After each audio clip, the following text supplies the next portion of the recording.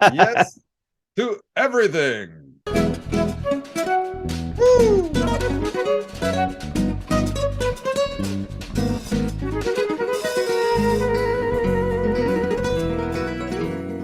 All right. Those who have not watched the program before, whatever the question, the answer must be yes. And you will have 1 minute to convince us to believe you. Are you obsessed with yourself?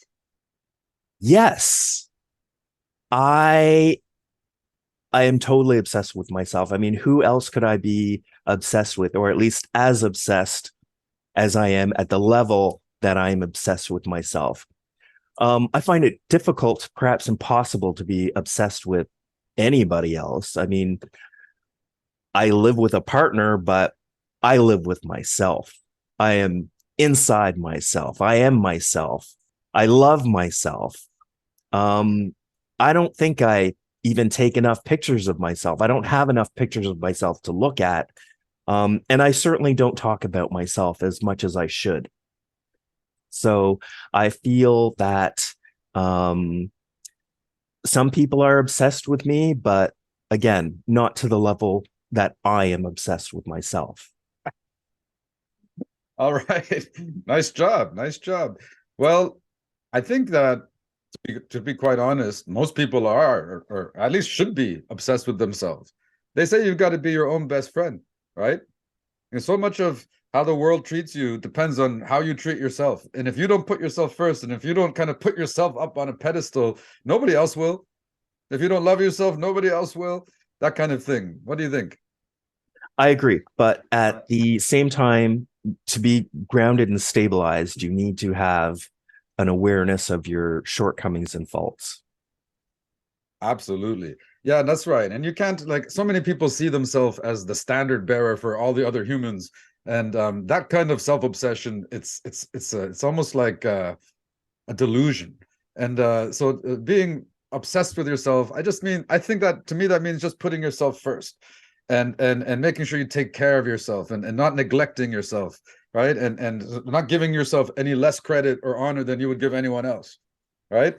I don't know. I think also if you put yourself first, then you can be in a position to help other people, because you have to be your best, your strongest, in order to be useful to others. Yes. However, I feel the question hinges on the word and the definition of obsessed. Is there such a thing as a good obsession, or is obsession by definition a terrible thing? I think obsession can be a good thing if the obsession is external and sort of in a way, like if you were obsessed about humanitarian work, I think that's a healthy obsession. When we were kids and somebody put a camera into our hands, we used to take pictures of flowers. You remember that? Or animals and things outward.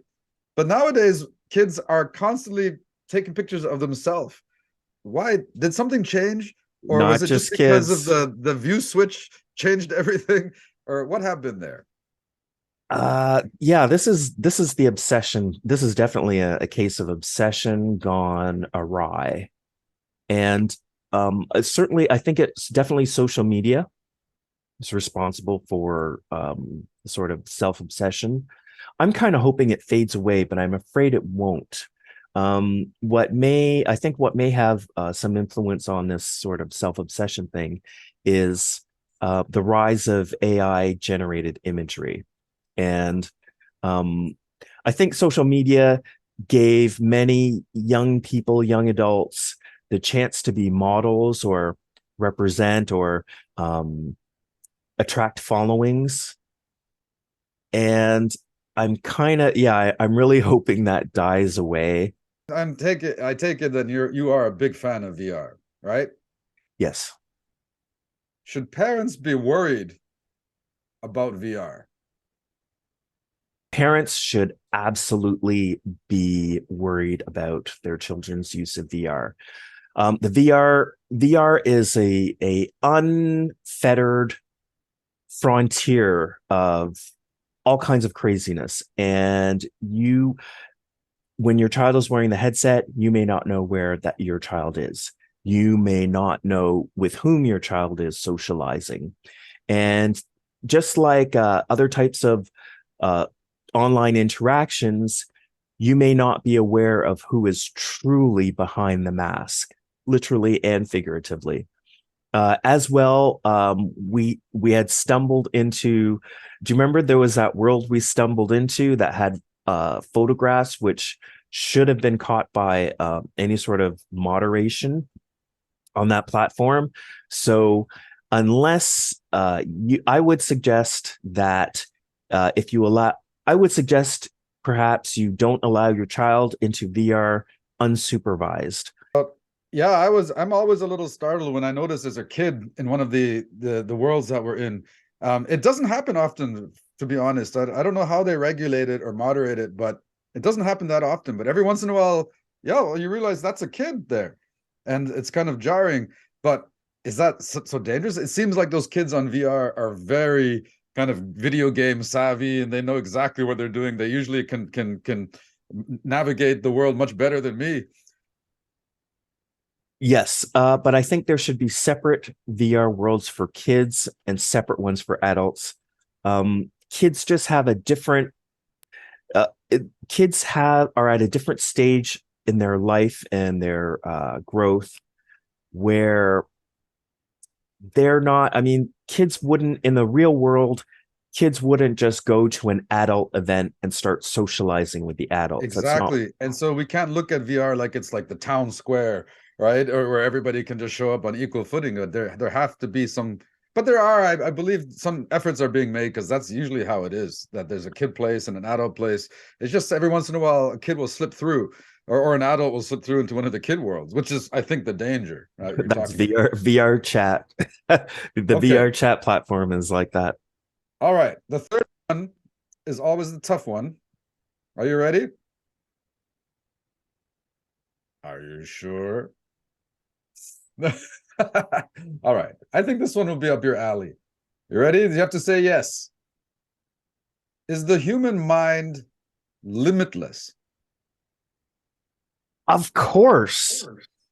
Imagine, let's go back 200 years to like the beginnings of the steam revolution and the industrial revolution. And if you were to ask that question, is the human mind limitless, during the industrial revolution, you would have to say yes. I mean, look at how we've gone from steam to electricity to, nuclear, hydrogen, other types of fuels. We have to assume, I mean, our trajectory has been going like this on an upward curve, and there has been no stopping it. And we have continued to create tools. I mean, it's all about the tools that allow you to create other things that haven't been thought of before. So now we have a mess of tools, especially these new computer and AI tools. So we have unlimited potential. Is it, do you think that all of our minds are limitless, or there's just certain ones of us that have this capacity for the great thinking and then go further than everybody? Or do we all have that capacity that but it's untapped and maybe lying dormant within us? I think most of us have the capacity, but the capacity for limitless creation. But what is required is the limitless hunger. Do you think all thoughts have been thought before by others, or do you think there is still in this world of like thousands of years of history and 8 billion of us, is it still possible to have an original thought? Yes, but I think it's getting harder. It's not just that we've had all this time to think original thoughts. It's also that our population has been increasing sort of exponentially. So there's more people.